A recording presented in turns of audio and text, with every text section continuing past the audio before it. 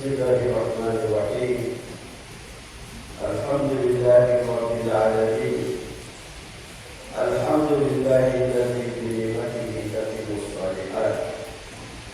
الحمد لله الذي فرض الزكاة وأوجبها على من كان غنيا من عباده المؤمنين، وجعلها جزءا يسيرا ومبلغا تسهيلا على الموسرين وتفجيرا للأموال ورفقا للضعفاء ومواساة للفقراء ومساعدة للمساكين. وأشهد أن لا إله إلا الله وحده لا شريك له الملك الحق المبين. وأشهد أن سيدنا وعظيمنا وحبيبنا وشفيع ذنوبنا محمد رسول الله أرسله الله بالهدى ونور الحق وجعلنا بالنور المبين وتركنا على محجة بيضاء ليلها كنهارها لا يزيغ عنها إلا هالك.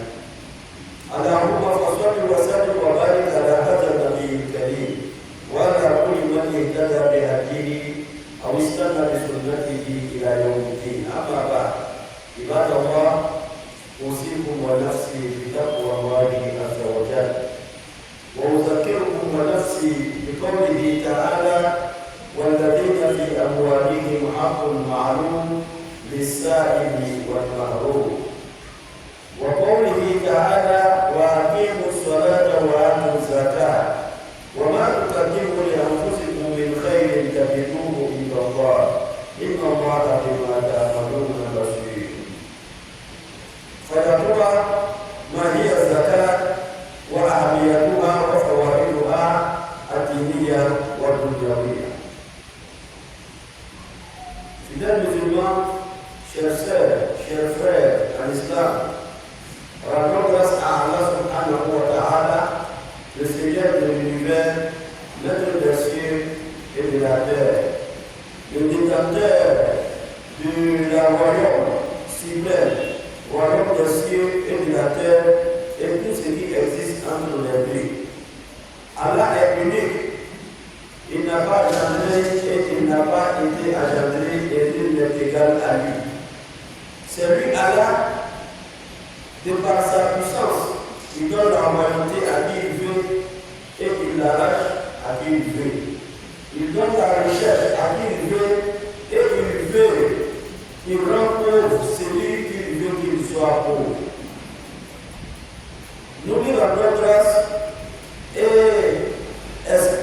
nous demandons sa protection jour et nuit et nous attestons qu'il n'y a aucune divinité digne d'être adorée en dehors de lui. Et nous attestons que notre bien-aimé Mohammed sallallahu alayhi wa sallam est son noble serviteur et messager. Fidèles musulmans, chers sœurs, chers frères, vendredi précédent, notre guide, notre chef Aïm, le chef Ousmane Diakité, nous a enseigné et il nous a entretenu sur un sujet très important qui est comment le musulman doit aborder le nouvel an. En d'autres termes, Allah subhanahu wa ta'ala nous a gratifié en nous donnant une année et en nous faisant vivre le début de la nouvelle an. Alors, Allah subhanahu wa ta'ala nous a gratifié avec cela. Qu'est-ce que nous devons faire étant des bons serviteurs d'Allah subhanahu wa ta'ala? Notre chef Aïma, Allah subhanahu wa ta'ala, devenu, nous a enseigné que tout d'abord, il faut prendre un temps soit peu, essayer de méditer sur tout ce qui s'est passé au cours de l'année. Les bonnes actes que tu as pu poser et que tu en as fait, et les mauvais actes aussi que tu as posés. Alors, c'est dresser un bilan de l'année. C'est ce que nous appelons le bilan spirituel. Ce n'est pas nombre de pas que tu as posé au cours de l'année, non. Mais entre toi et Dieu, qu'est-ce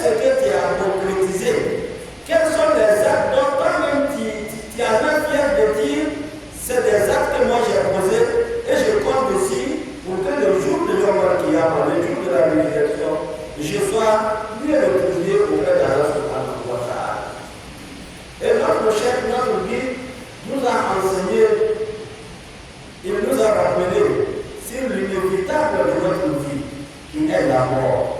Il a dit, quelles que soient les circonstances, quelle que soit la durée d'une vie, on va finir par mourir. Mais mourir n'est pas mauvais en soi. Mais comment tu quittes ces moments pour aller être accueilli auprès d'Allah subhanahu wa ta'ala? C'est là la question.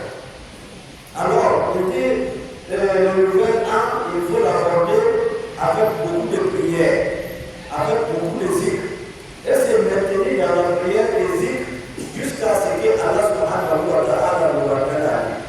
Fidèles musulmans, le chef a eu à nous dire que lorsque nous revenons un peu en arrière dans notre communauté, nous allons trouver qu'il y a eu beaucoup d'efforts qui ont été faits.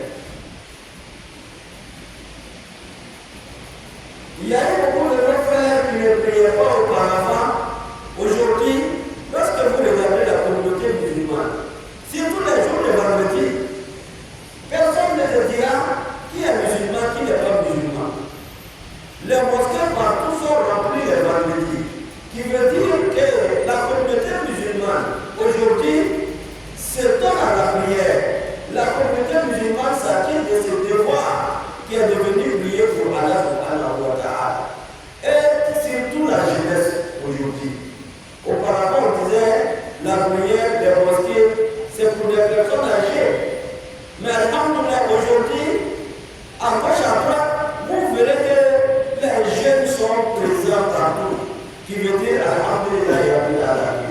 Et le chef nous a dit, lorsque le mois de Ramadan arrive, la communauté manifeste ces piliers de l'islam pour dire que nous vivons le mois de Ramadan. Et lorsque le Hajj arrive, c'est la même chose.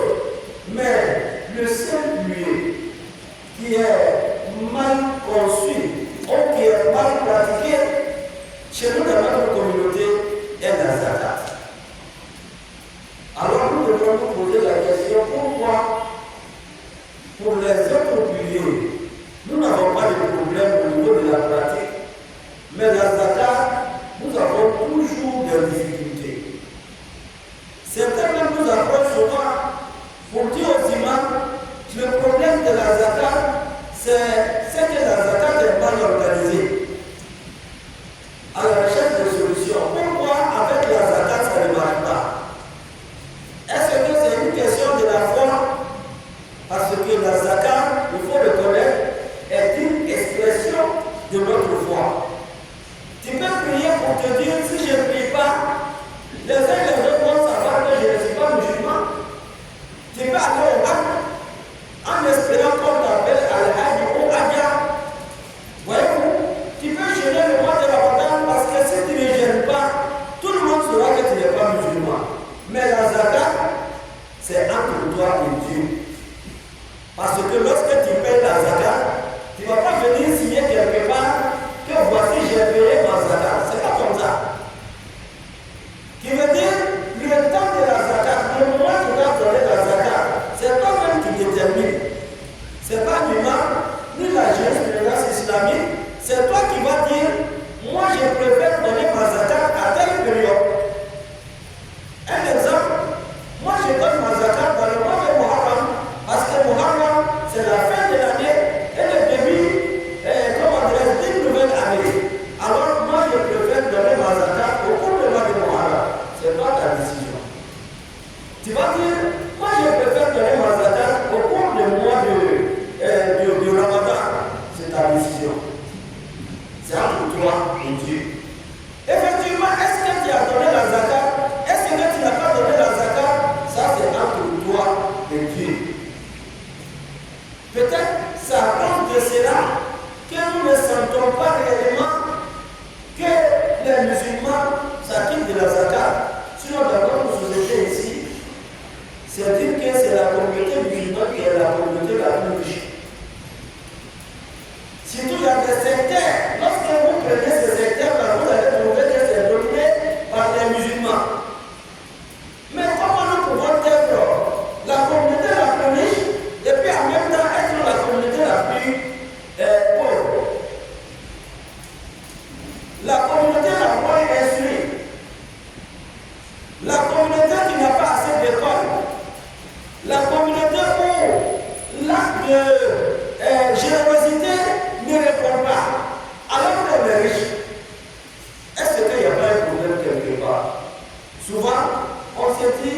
c'est un problème de la foi. Souvent on se dit non, on a la foi, mais le problème est qu'on n'a pas la connaissance réelle de la jurisprudence de la zakat. Comment je dois prélever la zakat et à qui je dois donner la zakat? Quelles sont les différentes règles islamiques qui entourent la zakat? Souvent on se dit non, nous-mêmes là, c'est l'amour du matériel qui nous anime et qui domine chez nous. On ne veut pas que l'autre soit sorti, on ne veut pas que l'autre soit riche. Alors même s'il faut donner la zakat, il faut donner de telle sorte que lui, il est maintenu dans la pauvreté. Voilà, le chef nous disait que souvent dans notre communauté, il y en a qui viennent voir certaines pour nous dire, toi tes parents donnaient la zakat à mes parents. Alors toi aussi, il ne faut pas nous oublier. C'est devenu une chaîne. Ceux qui sont riches, et ils continuent de donner la zakat. Ceux qui sont pauvres, et ils continuent d'apercevoir la zakat. Tandis que la philosophie de la zakat, c'est de lutter contre la pauvreté. Rends ceux qui sont pauvres riches pour qu'eux-mêmes deviennent les donateurs de la zakat. Ceux qui n'arrivent pas à avoir de quoi vivre, leur donner, ça dit suffisamment pour qu'ils puissent s'en sortir dans la vie. C'est ça la philosophie de la zakat. Mais nous donnons la zakat, nous sommes toujours pauvres. Certains nous disent que c'est un problème d'organisation. Et à cause de cela, la communauté a répondu favorablement. Il y a la fondation Zakat et Waqf qui a été créée à Côte d'Ivoire. Avec la fondation Zakat et Waqf, on nous dit non, ce n'est pas un problème d'organisation, c'est un problème de communication. Et ce problème-là ne va pas finir. Mais l'essentiel est que le fidèle musulman qui sait que lui, il est engagé dans la religion du prophète Mohammed sallallahu alayhi wa sallam, qui a le devoir d'imiter le prophète Mohammed sallallahu alayhi wa sallam, et qui sait que le jour de Yom al-Qiyamah, Allah subhanahu wa ta'ala lui fera des comptes. C'est ce musulman-là qui vient voir le sachant et lui demander quelles sont les conditions de la zakat. Voici ma situation, qu'est-ce que l'islam me demande de faire? Qui veut dire, chacun de nous va à la recherche de connaissances de la zakat. Alors lorsque vous venez étaler votre situation, ou bien présenter votre situation, exposer cela à un imam, à un guide, le guide va vous dire, là où vous êtes situé, voici ce que Allah subhanahu wa ta'ala vous demande. Fidèles musulmans, nous ne devrons plus venir demander qu'est-ce que c'est que la zakat. Parce que tout le monde doit connaître la zakat. Mais la question que nous devons nous poser, qui doit donner la zakat? Ça c'est une question pertinente. Qui doit donner la zakat nous permettra de déterminer réellement la zakat concerne qui? Parce que tous les musulmans ne sont pas appelés à donner la zakat. Mais tandis que tous les musulmans sont invités à prier, tous les musulmans sont invités à jeûner, mais tous les musulmans ne sont pas dans l'obligation de s'acquitter de la zakat. Mais pour qu'ils puissent donner la zakat, il y a des conditions. Celui qui remplit ces conditions, il doit donner la zakat. Mais celui qui ne remplit pas, n'a pas une obligation de donner la zakat. Mais néanmoins, celui-ci, il peut donner la zakat. Il peut donner le monde. Il peut être généreux. Il peut partager ce que Allah subhanahu wa ta'ala lui a donné, même si les conditions de la zakat ne sont pas réunies. Alors, qui doit donner la zakat? La personne qui doit donner la zakat, on dit que la zakat à la pour les musulmans de Gourmet, Malikin bin Biswa, Atana Sariya ou Kebira, Akina, Awaya, Aki. Celui qui doit donner la zakat, d'abord, c'est le musulman. Ça, c'est le premier point. Il ne faut pas aller chercher le maître. Dire qu'il est riche, il n'a pas donné la zakat. Pourquoi on parle de la zakat? Première condition, il faut être musulman. Deuxième condition de la zakat, il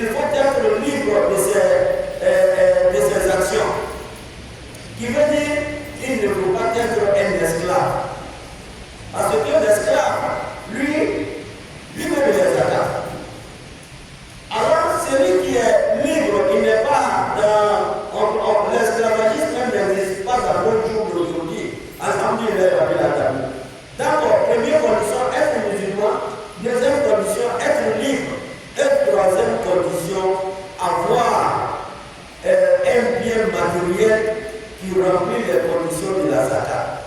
Voici les 3 conditions que l'islam nous demande.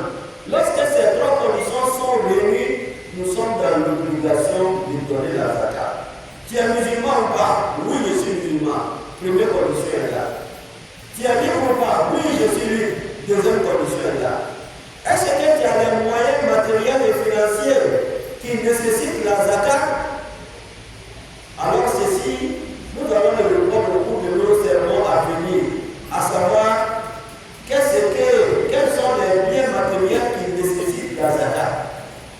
Mais ici, nous disons, si tu as des moyens, des biens matériels qui nécessitent la zakat, alors les 3 conditions sont déjà venues chez toi. Tu dois donner la zakat. Quel qu'il soit adulte ou un enfant, parce que souvent on pose la question, l'enfant dont les parents sont décédés, lui ont laissé un héritage. Est-ce que cet enfant doit donner la zakat de biens matériels que ses parents lui ont laissés? Alors que lui-même il n'a pas encore atteint l'âge de puberté. On dit oui. On doit prélever la zakat dessus. Voilà, même les compagnons est venu comme Mohammed sallallahu alayhi wa sallam. Il a dit, Mohammed, moi j'ai des orphelins avec moi. Leurs parents sont décédés. Et ils ont laissé des biens matériels pour eux. Les biens matériels, je garde jusqu'à ce que ces orphelins deviennent des adultes. Alors je vais leur donner le bien que leurs parents ont laissé. Mais le bien que je garde là, est-ce que je dois donner la zakat? Mohammed sallallahu alayhi wa sallam lui a dit oui. Le bien gardé chez toi là, qui appartient aux orphelins, ce n'est pas les orphelins qui vont prélever la zakat. Toi qui es le superviseur, toi qui es le tuteur, c'est le tuteur qui va prélever la zakat de ses biens, des orphelins. Et Mohammed lui a dit sallallahu alayhi wa sallam, alors il faut faire du commerce avec l'argent. C'est-à-dire, il faut faire travailler ce bien à ce que la zakat ne le finisse pas. Parce que si on prélève la zakat de chaque année, à un moment donné, ça va finir. Mais pour ne pas que cela arrive, toi qui es le tuteur, tu es appelé à faire travailler de l'argent. Voilà, ça c'est la philosophie de l'islam de la zakat. Le bien ne doit pas être stocké quelque part, il faut le faire tourner. Ça ne doit pas être avec les riches seulement. Il faut que ça tourne aussi jusqu'à ce ça arrive au niveau des pauvres. C'est ça la zakat. Dans le pays musulman, quand on soit pubère ou on soit enfant, la zakat est une obligation lorsque les 3 conditions sont réunies. Alors, quand on soit, quand on bénéficie de nos facultés mentales ou non, la zakat est une obligation. La personne a un problème mental, il doit donner la zakat s'il a les biens. Il n'a pas un problème mental, il doit donner la zakat s'il est bien. Il a bonne santé, il n'a pas en bonne santé, il doit donner la zakat. L'autre jour, il y a un de nos frères qui est venu nous poser une question. Et cette question, nous devons le partager avec tout le monde. Il dit qu'il a atteint une maladie qu'il est obligé d'aller effectuer à chaque semaine des analyses médicaux et qui coûtent cher d'ailleurs. Alors, le monsieur, il dit, je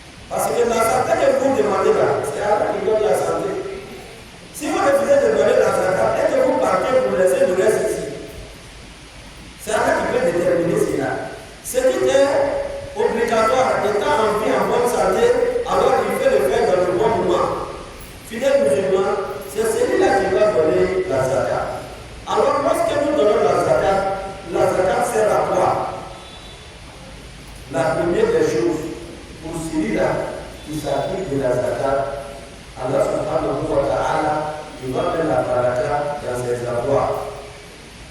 Parce que Allah a dit au prophète Muhammad sallallahu alayhi wa sallam, surah Al-Tawbah, il a dit, خذ من أموالهم صدقة تطهرهم وتزكيهم بها وصل عليهم إن صلاتك سكن لهم. Qui veut dire, Allah a dit à Muhammad sallallahu alayhi wa sallam, prélève des biens des musulmans, des soldats, des ouans, des zakats. Mais pourquoi prélever?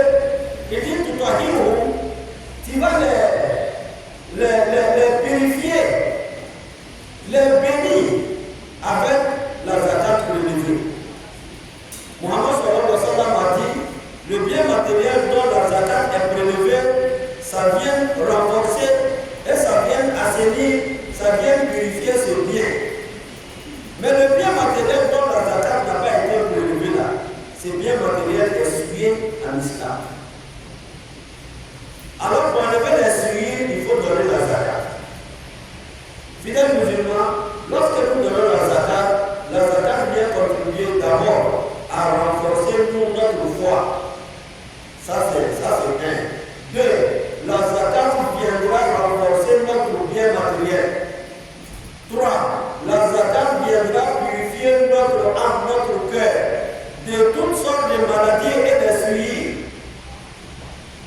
La zakat viendra renforcer nos liens de parenté avec nos voisins, avec ceux qui sont proches de nous.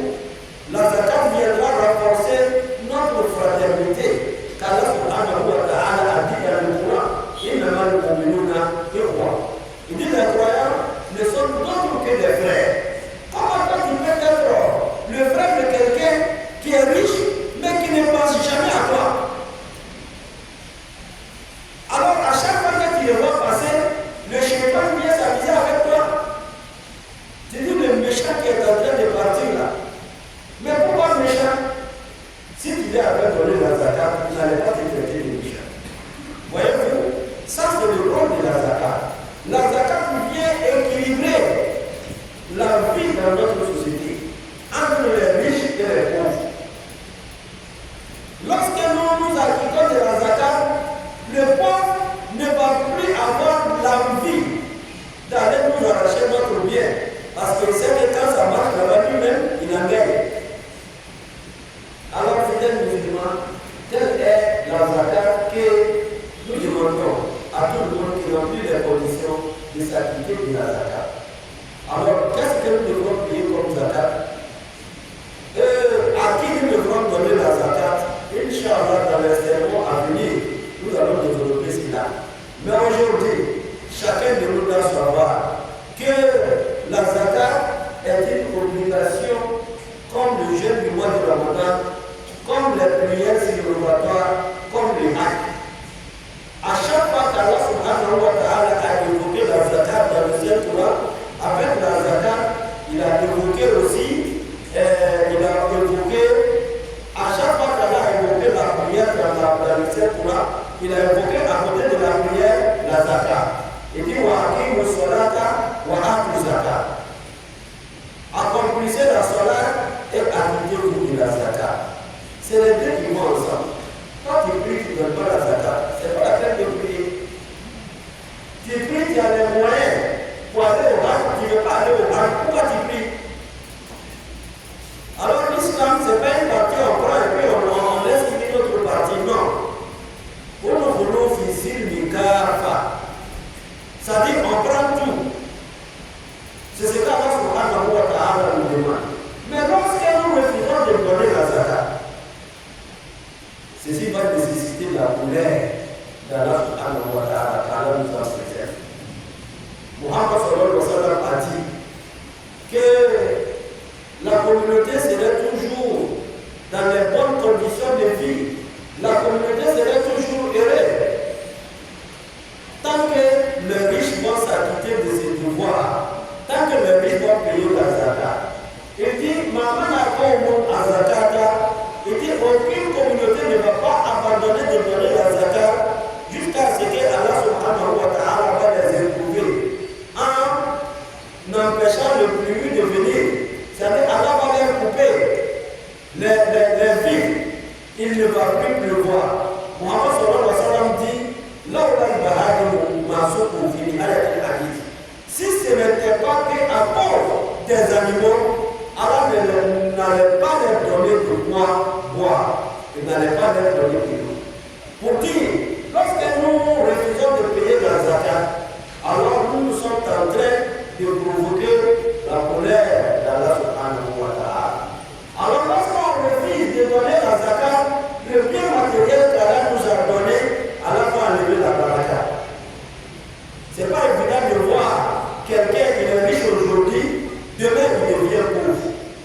Ce n'est pas évident de voir quelqu'un qui est riche, mais Allah l'a éprouvé avec des maladies jusqu'à ce que lui-même il ne peut plus profiter de sa richesse.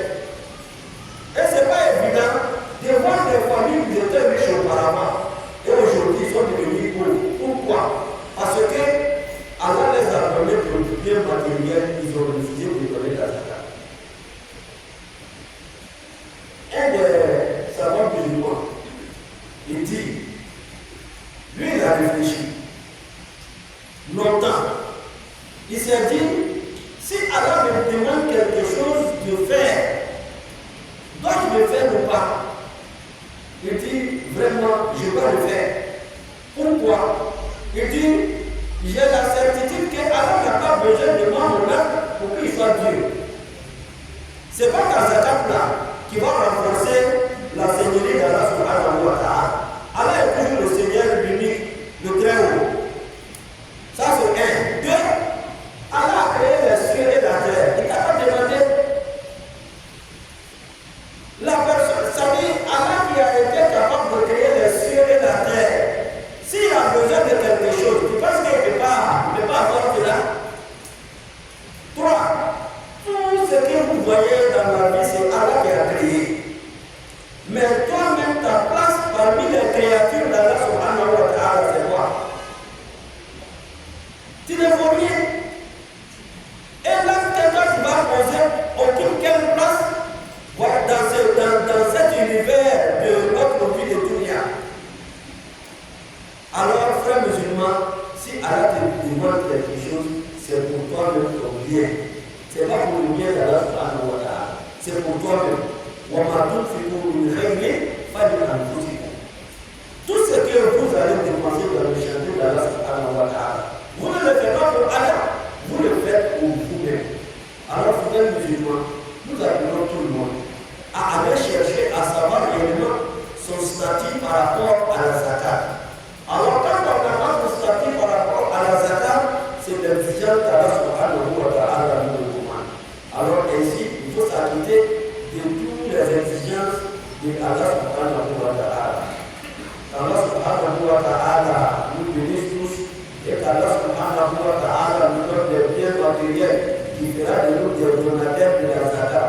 Fasse Dieu que notre communauté soit toujours une communauté forte, une communauté soumise à l'adoration d'Allah subhanahu wa ta'ala. Allah subhanahu wa ta'ala nous fortifie notre foi et qu'il nous accorde le bonheur éternel. أقول قولي هذا وأستغفر الله العظيم الجليل لي ولكم ولسائر المسلمين من كل ذنب فاستغفروه إنه هو الغفور